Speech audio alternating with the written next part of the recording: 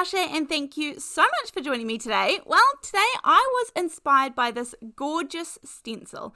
Now, this has it's called Undergrowth, so I guess it's got some leaves and some foliage, it's got some acorns, it's got some birds, and when I saw this, I kind of had quite a few ideas come to mind, but I thought that we could really take this and just roll with it. We're going to go with it. So I have some of my blending brushes out. Now these are my Gina K blending brushes. I'm actually not going to get out any inks to go with them. We're just going to go with whatever colours there are on them. I only have 5 of them, and basically it's sort of the colour families. Now I am starting off, this is going to be like a long slim card, so sort of a slimline card base. It doesn't matter, you can make cards whatever size you want them to be, because you can make envelopes whatever size envelope you would also like. I have an entire video on that, making envelopes that fit whatever card you have, and I will post that link down below. It is one of my most popular videos because it is just so handy to know. You can always make an envelope no matter what, with no measuring, of course, because that's usually how I like it. Now I have got my long slim piece here. I think it's roughly 3 by 6 inches. I've drawn a little wire to sit these birds on, and I'm just going to trace the same bird. I'm going to do a couple of different things here because I think all of these birds in a row could get a little repetitive. So I'm going to actually turn the stencil backwards, so to speak, so that we get a birdie facing in the other direction. But I'm also going to tip the bird so that it's sort of, how do I put it, facing in a different direction or facing downwards, and we can just draw in the legs later because they're super simple. And then I'm going to do one again in the first direction. So just to change it up so it doesn't look like I've literally used the same stencil 4 times over. It kind of looks like there's 3 different versions of it. So always remember that you can adjust little bits and pieces.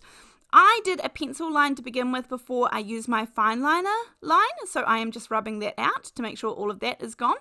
And now, because I'm going to be using this over and over and over again, I'm going to use some mint tape just to block off anything that is even remotely close so that I can't get anything else on my project. And then, as I said, I'm using leftover ink, but by all means come in and colour these however you want. We're going to make these some really interesting little birdies of all sorts of colours, not realistic at all, and we're sort of just using what you have. If you have some ink brushes, then go ahead and use them. If you have some watercolour brushes, go ahead and use them.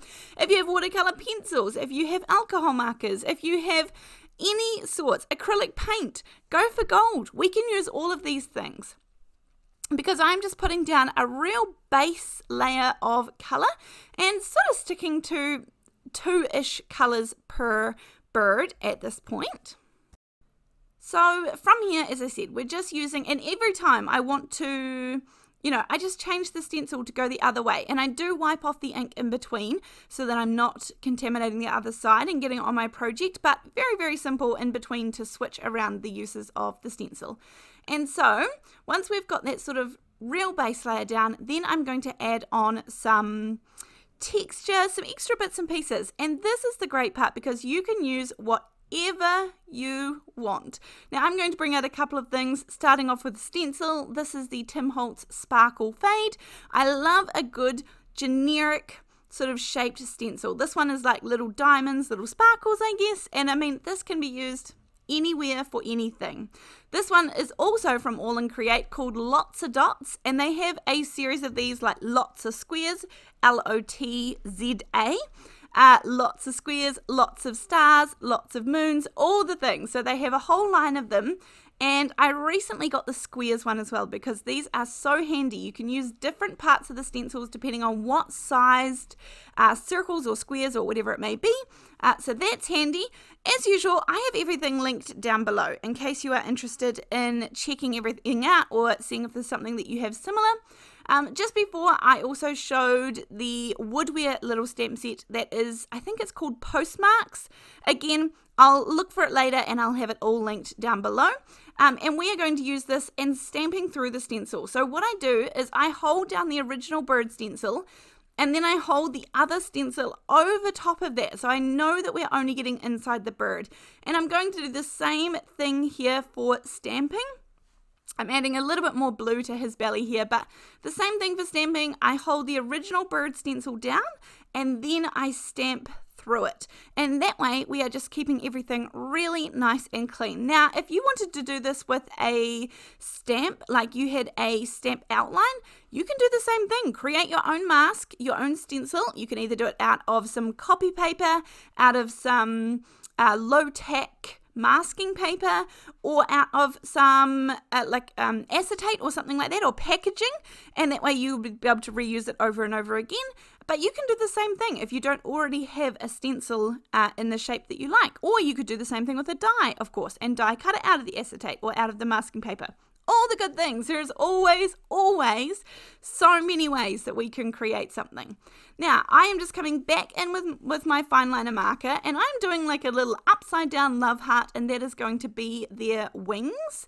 I'm also going to draw in their eyes a bit better, and then later on I'll come back and go around the outside of these just once we start building the scene, because at the moment, although these little birdies look gorgeous, I feel like we definitely need to add to the background. So we're going to start building that part soon. I'm just adding in the little feet a little bit more definitive there on that line that I've got. I also add in a couple more feathers on each one of their tails. Very, very simple details to add in, but just, making these birds have a little bit of individuality. Then I'm going to bring in my anti-static powder bag, go over the little birdies a little bit just in case some of the ink is wet, and then I'm going to do some stamping to create some resist in the background. I have the All in Create lined triangles stamp that I'm going to use. This one is really just a good background noise, but you could use those postage stamps. You could use, honestly, any stamp. Use some Versamark sticky embossing ink, and I am pretty much trying to avoid the birds, give or take, but ultimately I'm going to get some on there, and once you can either use clear embossing powder or white here because it's just trapping the colour that's underneath, so it's okay if it's going to be clear. And then once you take off the powder, if it's in places you don't want it to be, you can just use a dry paintbrush to swish it off and you'll be none the wiser. It'll be absolutely perfect. So I'm going to melt that. At the moment you can't see it because we haven't added any colour, but I'm going to come in and start building the background. Now I have these Peaceful Trees stamp here from Simon Says Stamp. Now this is technically a Christmas one, but you know me, I'm going to get stamps and things that I can use for all different occasions, and for this one, it truly is just going to be foliage, essentially, not even a tree. Now I'm using some water-based markers, some water reactive markers, I guess, watercolor markers. These are from Altenew, and all I'm doing is drawing onto my stamp. I just want to create sort of not perfection, but background noise. Now again, if you have a stamp that is going to do this, by all means, you can dab it into some ink pads. That's going to work just fine. You could also use a stencil. If you have a stencil of a tree, then turn it around in all directions and it can become great foliage. I'm going to do this over and over and over again to sort of create some more clumps of foliage, groups of foliage. I did decide to cut this down just ever so slightly, so I'll do that now just to check, not to waste my time decorating pieces that won't make the final cut. And then I go ahead with the blue ink and I just go all around the birds. This is so light that really it doesn't affect it. Even if we get it on the birds a little bit, it's not affecting the colour there. Now I want to keep building up a little bit more of that green in the background. I'm just using a couple of greens and there is no precision to how I'm doing this, and I'm doing it nice and quick so I don't even have to sort of, huff down with my breath.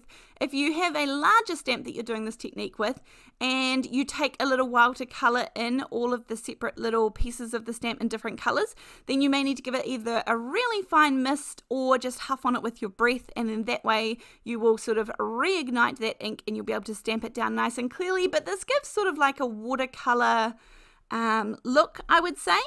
And then I'm going to go around these little birds. I'm going to define the outside a little bit more. I do want to add a few more bits and pieces. Now, as I said, you can throw whatever you like at this kind of project. I think I want to define the wings a little bit more. So I'm actually going to take a white coloured pencil and I'm just going to go over those little hearts that create the wings, and that is going to lighten everything up inside of them. Just creates a little bit more definition and a little bit, a little bit more going on for those gorgeous little birds. You could also do some highlights with this. You could also use a gel pen. You could also use some watered down acrylic paint, white paint. That would work too. Some watercolor, white watercolor. That's going to work too to knock it back. Some gesso. Then I'm going to take the Chit Chats from Tim Holtz and I'm going to add in a few of these. I originally had it over here on the right hand side, but actually when I have this other one, I'm going to shift them over here to this little left hand side. And again, this is completely optional. I'm not putting a full sentiment on here. Just these gorgeous little inspiring words that I'm going to pop down. I outline them in a little bit with the fine liner just to make them sort of match a little bit more. And then I decided to add on a little bit of washi tape. You could go to town and add far more than this, but I just wanted to add in just a couple of little bits of pieces of interest for this one. It's sort of quite mixed media, I guess, almost heading towards. And then from here, it really does make a huge difference as to which coloured cardstock you are going to use as a matting layer or a base layer. Now for me, I'm going to do a really, really fine layer of black matting layer, and then I'm actually going to do a bright purple cardstock that is going to be my card base. Now, if you think that it's going to be hard for the recipient to write on, don't forget to add in a little white piece in the center that just makes it easier and a nice little space. You could do a die cut or you could just trim it out. But try lots of different colors behind your project, and I think you'll be surprised at how much of a difference the background color can make. But this is my project for today, all inspired by that Undergrowth stencil from All and Create.